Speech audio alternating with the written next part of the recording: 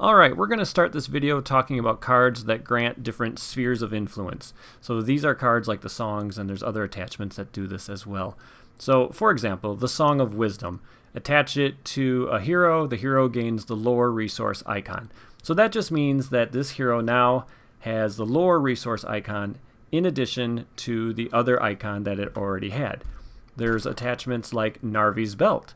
It's attached to a dwarf hero. Exhaust Narvi's Belt to give attached hero the leadership, lore, tactics, or spirit icon until the end of the phase. So you just pick one of those, and until the end of the phase, that hero is considered to have that sphere of influence as well as its printed sphere of influence. So a couple questions people ask. Can you collect an additional resource now? No, you don't collect an additional resource. You can just spend your resources as multiple spheres of influence now, depending on what cards you have attached. Sometimes a card will say, like a Burning Brand, attached to a lore character.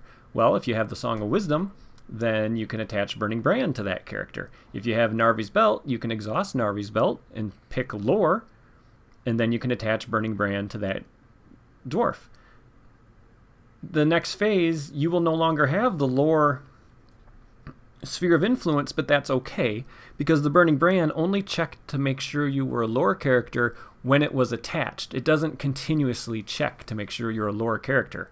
It's just a one then done. So if you had the Song of Wisdom and you use that to put on, let's say, Tactics Boromir, and then you were forced to discard an attachment you control, you could discard the Song of Wisdom. You wouldn't lose the Burning Brand because the Burning Brand is no longer checking to make sure he's a lore character. It's just when it's being attached. Another question sometimes people ask is the difference between a printed icon versus non-printed, I guess. So these cards that grant the additional spheres of influence, they do not give the character the printed sphere of influence. The printed sphere of influence is what the character would normally have. This is just like an additional sphere of influence. Okay, on to the video. Alright, let's go into the pit. Man, am I excited to be playing with some new player cards. Holy cow. I love those core set cards in the first cycle, but I'm ready for something new. So, Into the Pit is an interesting quest because the encounter deck is huge. And you really can't plan on, oh, I'm going to get swarmed by enemies, or I'm going to get location locked, because either one could happen. And so some games you play and you're like, geez, I should have brought more combat tricks. And then other games, man, I needed more location control. It makes a solo deck really tricky because you don't know what the encounter deck's throwing at you. If you have two decks, it's a lot easier because one deck can focus on one thing and the other deck focuses on the other, and then you got both ends covered. And also in a two-player game, you're probably going to hit both. But in a solo game, this quest is really swingy, and I want to be really clear about something. The deck I'm bringing that I'm going to be talking about, it loses against this quest. In fact, make sure you stick around to the end of the video because I'm going to show one of the attempts I made with this deck where I do lose. And it's funny now. At the time, it really sucked because I thought I had a winning playthrough here. But I don't mind showing losses. It's just sometimes showing a loss, you spend a lot of time talking about what you've set up, and then you lose, and you really don't get a chance to show much off. But I do not mind showing losses. Okay, to set up the quest, you're going to start out by setting some cards aside. The East Gate's going to be the active location. The other two are just set aside, and they'll come into play from card effects. And then we also get the Cave Torch for the first time. So the Cave Torch is restricted, so put it on somebody who doesn't need to restricted. You can take an action and exhaust the Cave Torch to place up to 3 progress on a dark location. And then you need to discard the top card of the encounter deck. If that card is an enemy, you need to add the enemy to the staging area. Super thematic because the enemy saw the light of the torch and it's coming at you now. So let's look at the East Gate. It's 7 threat, 7 progress. Good thing it's the active location. It's immune to card effects, not just player cards, even encounter cards. Players cannot optionally engage enemies, and enemies do not make engagement checks because you're not in the pit yet. And then when it leaves play, it goes into victory display, and you add the first hall to the staging area. And then if we look at side 1B, it's 7 quest points. When revealed, we're going to reveal an encounter card per player And then you can't advance to the next quest stage unless the Bridge of Khazad-dûm is in the victory display. Alright, let's look at my hero lineup. We got Dine Ironfoot. He's 11 threat. 1, 2, 3, 5. I feel like I'm in a Monty Python sketch. Dwarf, and then while Dine Ironfoot is ready, dwarf characters get +1 attack and +1 willpower. Super, super awesome, and it really makes me wish I had 3 copies of Unexpected Courage. Alright, Biffer. Oh man, he is so, so good. Do not underestimate the value of Biffer. He is 7 threat, 3 hit points. He's got 2 willpower, 1 attack, 2 defense. And then action, pay 1 resource from a hero's resource pool to add 1 resource to Biffer's resource pool. Any player may trigger this ability. So if you have leadership, you can put Steward of Gondor on 1 hero and then transfer 1 of those extra resources to Biffer. And it's kind of like you have 2 attachments, each giving 1 hero an additional resource. It's just excellent resource smoothing. Really good in a Tri-Sphere deck, and his threat is super low. It's incredibly useful in solo and multiplayer. Sometimes there's a player just racking up resources and they can pass them to you. Alright, my last hero is Dwalin. He's a 9 threat spirit dwarf, 1, 2, 2, 4. Dwarf response after Dwalin attacks and destroys an orc enemy. Lower your threat by 2.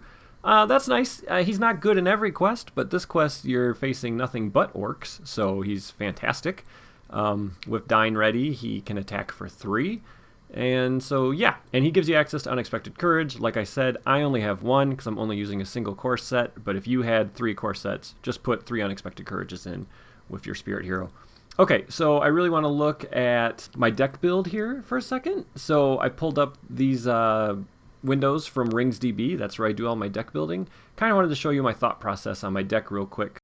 So since I'm playing a Tri-Sphere deck, first thing you should look at is your cost curve, and you can see most of my cards cost 1, which is what you want because it's hard to pay for more expensive cards. And then you can see leadership and lore. I have more cards of those spheres because I'm planning on putting Steward on Dine, and then like I said, Biffer can grab resources from him, so it's easier to pay for those 2 spheres than Spirit.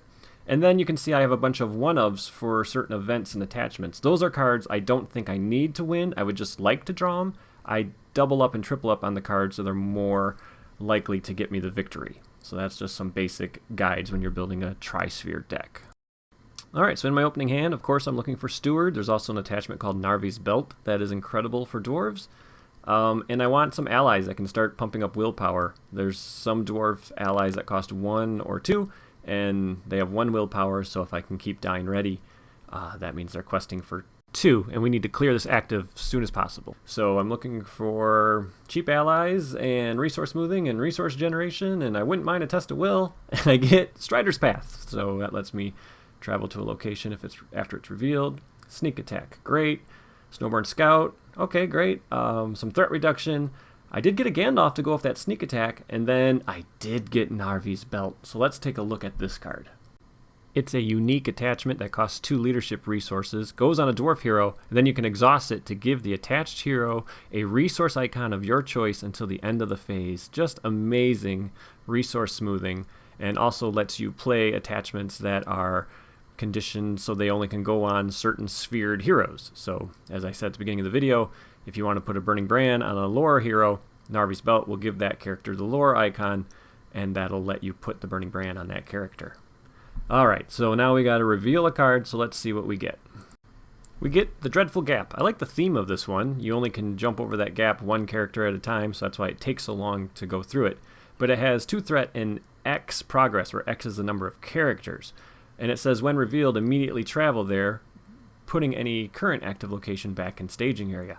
But the East Gate is immune to card effects, so therefore we cannot do what that card says, so the Dreadful Gap is going to stay in the staging area. To be honest, this would have been the best time to travel there, when I have the least amount of characters. But that's okay. Alright, let's draw a card, and I get the Dunedain Watcher, so I can cancel some shadows. Great. This quest has some really nasty shadow effects. So while the East Gate's the active location, I know I'm not going to be engaging any enemies, and I really just need to make progress, but I need to make 7 on the active location. I really doubt I'm going to be able to do that. I don't want to spend a leadership resource because I want to put in the belt next turn, so I'm just going to be sending everybody that I can.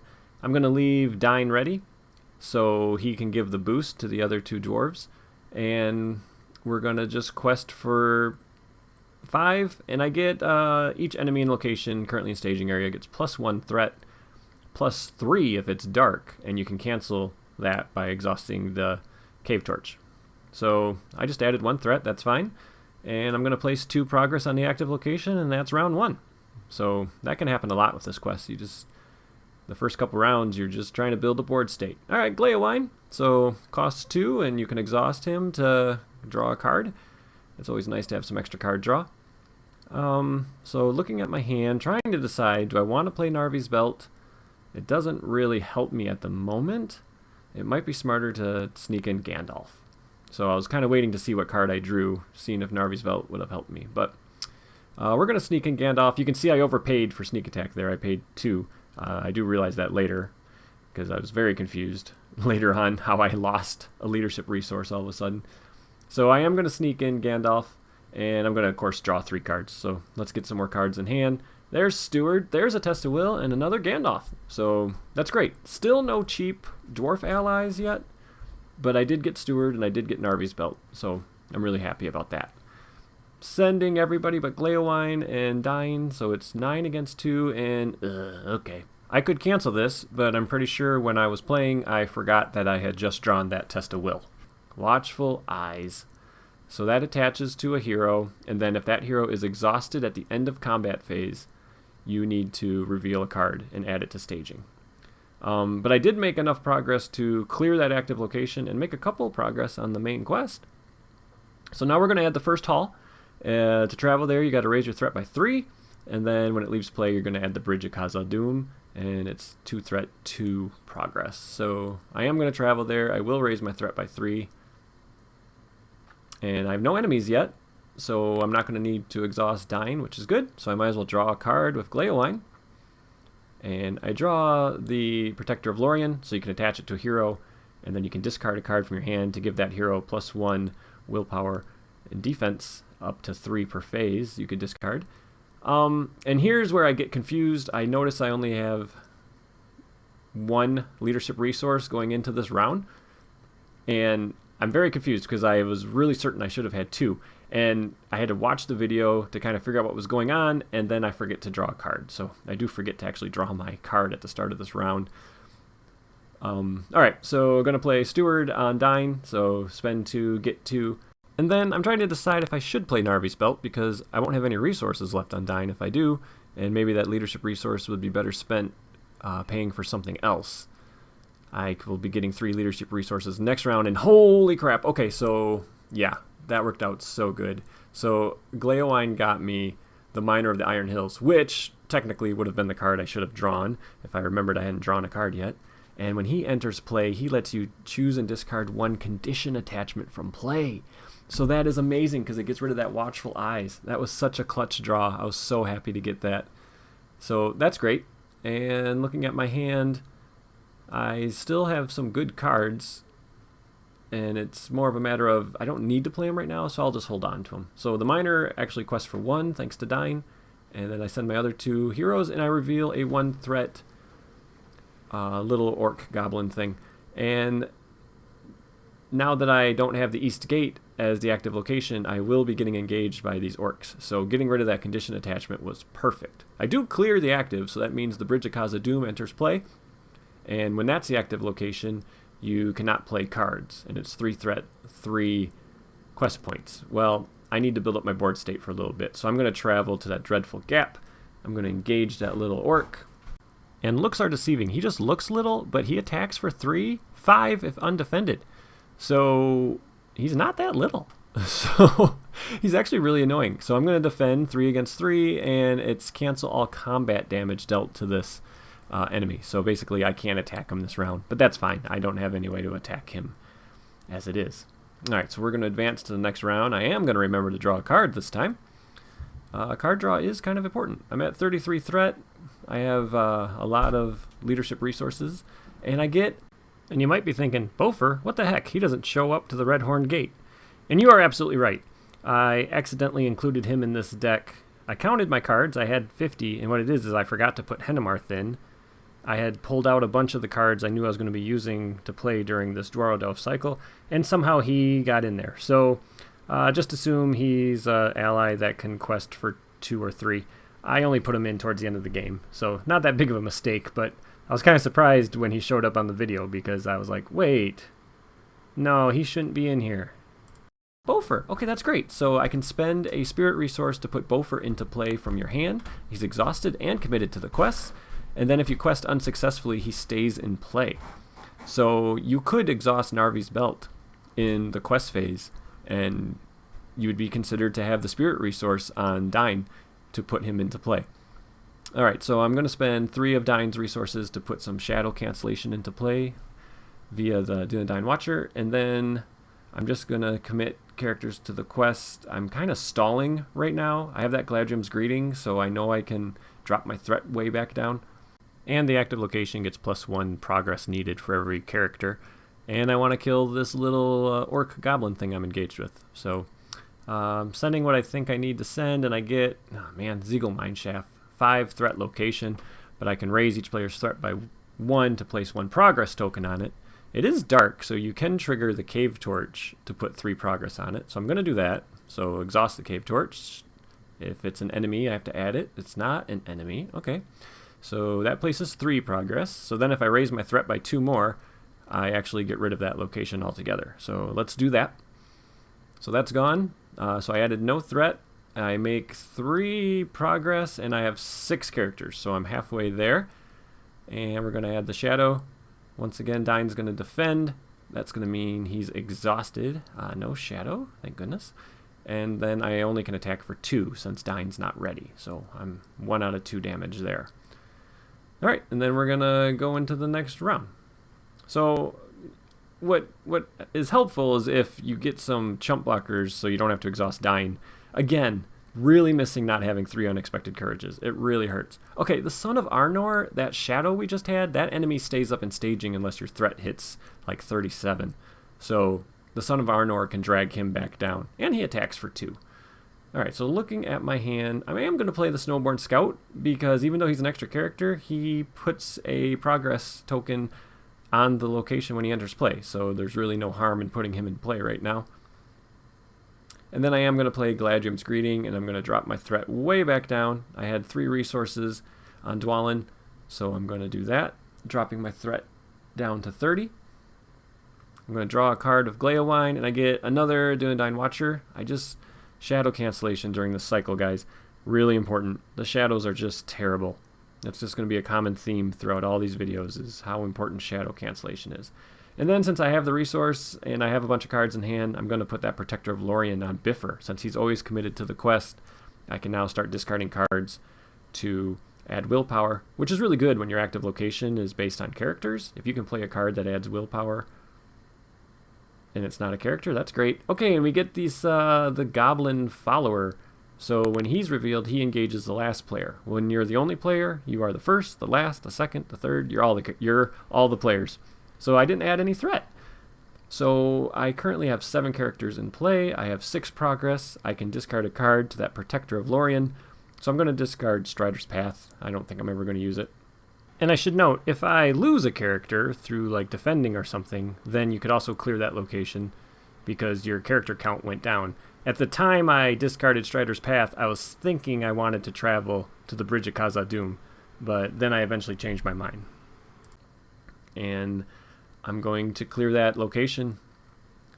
And then, you got to make a decision based on my board state. Do I want to travel to the Bridge of Khazad-dûm? I can't play cards if I do. So I'm going to wait 1 more round. I'm currently engaged with 2 enemies. It'd be nice to kill 1. I'm going to chump. And yeah, he's dead. Okay. And then he's attacking for 3. Dine's going to defend for 3. The shadow is deal 1 damage to the defending character. Attacking enemy gets +2 attack if the attack was undefended. So like I said, just really bad shadows. You don't want to take undefended attacks. But I do get to finally kill that little goblin. And that means I get to drop my threat by 2 because he had the orc trait. So that's nice. So I dropped my threat by 8 that round, which is awesome. Really awesome. We're going to draw a card. Another copy of Steward. If you're ever wondering why the art on some cards look different than others, it's because the 2-player starter kit. the art was all zoomed in, and I have that kit, or that set, I don't know, whatever it's called. So that's why some art looks different. Alright, so looking at my hand here, I'm going to draw a card before I play a card, and I get the Celebrian Stone. Yes! 2 willpower. I mean, it's just a 2 willpower card that's going right on Biffer. Now when Dine's ready, Biffer's questing for a lot. He's questing for 1, 2, 3, 4, 5.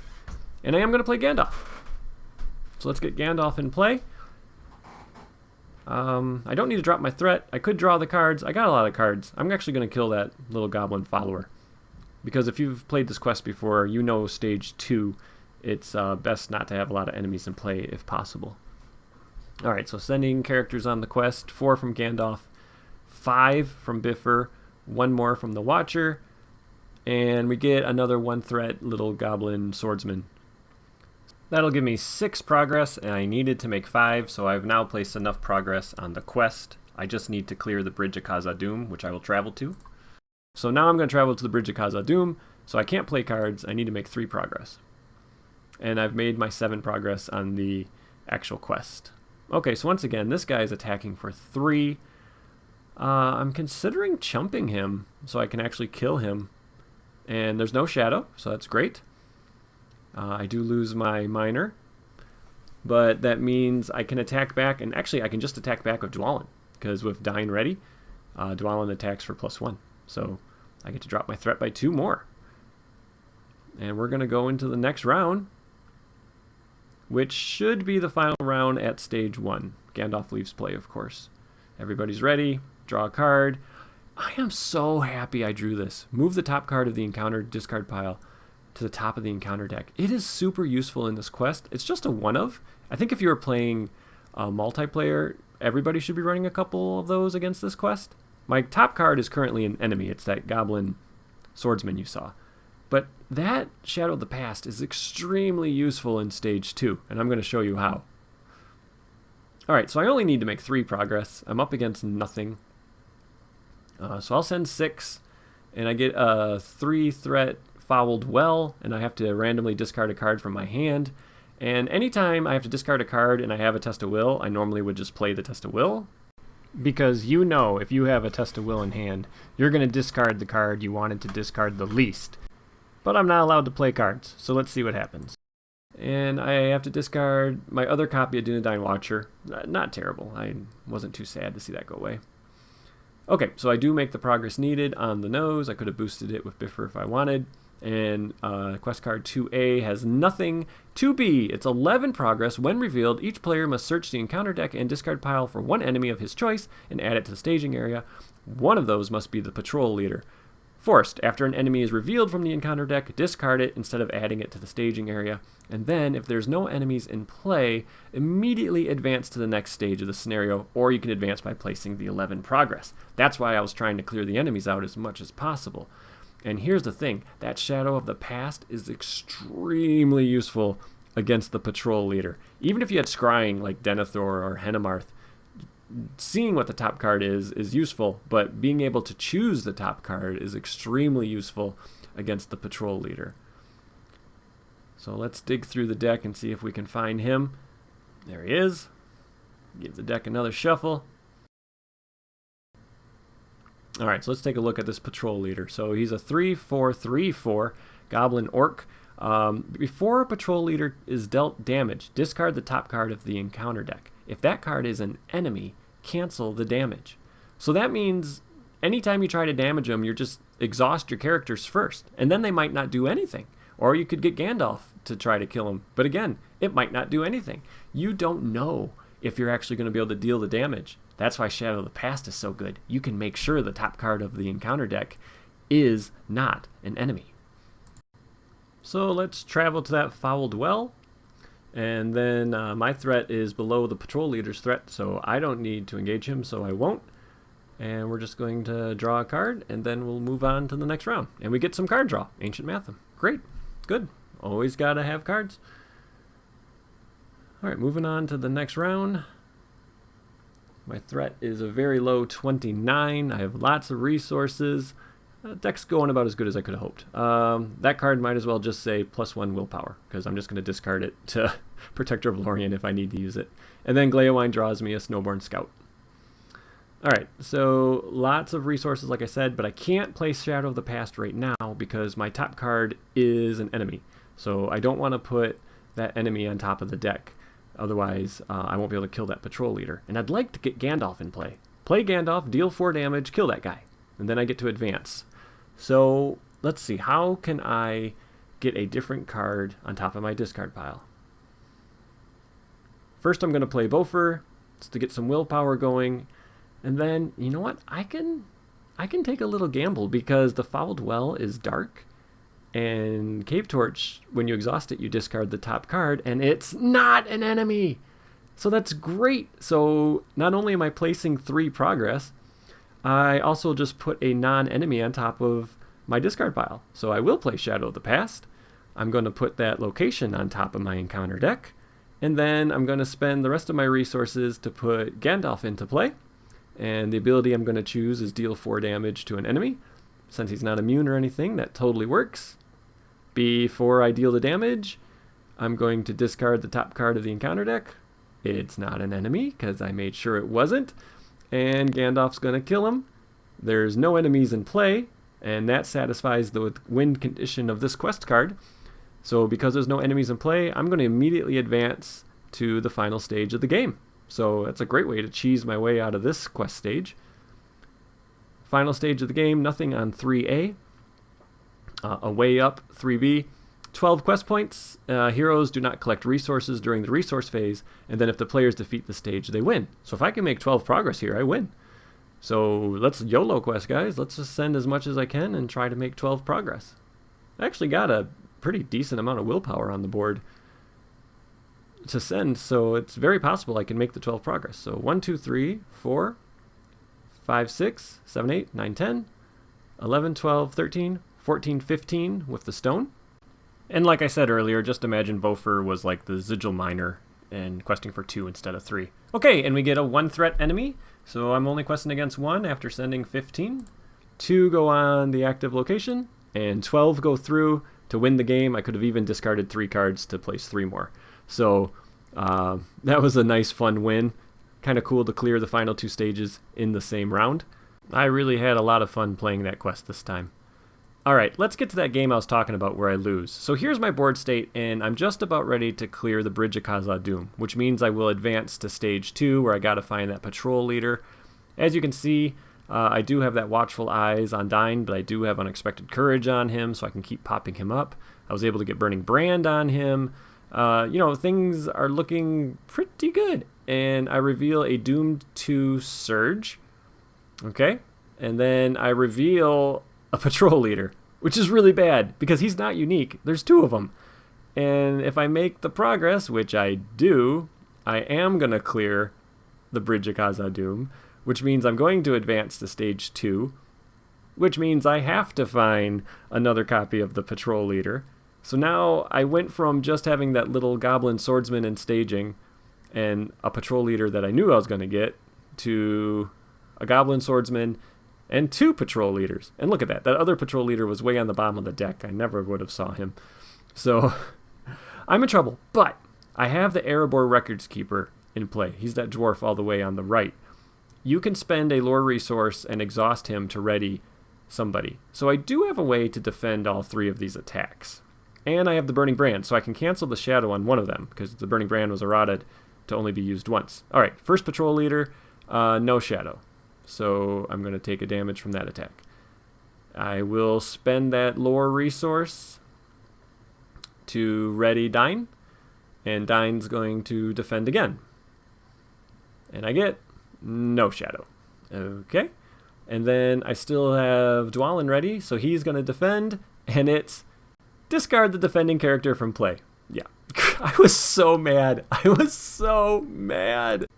wasn't mad because I lost. I was just mad that the way the shadow card shook out, the only shadow that was out of the 3 was on the attack that I didn't defend with the guy that could cancel the shadow.